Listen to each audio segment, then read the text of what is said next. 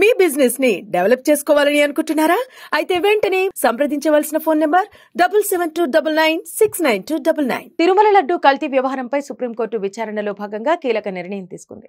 ఈ విషయంలో CBI director పర్యవేక్షణలో స్వతంత్ర సిట్తో విచారణ జరిపించాలని న్యాయస్థానం ఆదేశించింది. Justice B R Gavai, justice K V Viswanathan ధర్మాసనం శుక్రవారం ఉదయం విచారణ చేపట్టగా ఈ మేరకు నిర్ణయం తీసుకుంది.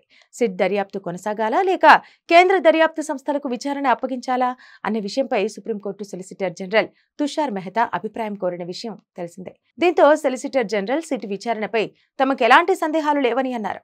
అయితే సిట్పై పర్యవేక్షణ ఉంటే బాగుంటుందని అభిప్రాయపడ్డారు. ఇక స్వతంత్ర దర్యాప్తు జరిగితే మంచిదేనని జస్టిస్ బిఆర్ గవాయ్ అన్నారు. సిబిఐ డైరెక్టర్ పర్యవేక్షణలో దర్యాప్తు సంస్థలో 5 సభ్యులు ఉండాలని తెలిపింది. ఇందులో సిబిఐ నుంచి 2, రాష్ట్ర ప్రభుత్వం నుంచి 2తో పాటు FSSAI నుంచి ఒక నిపుణుడు ఉండాలని న్యాయమూర్తులు స్పష్టం చేశారు.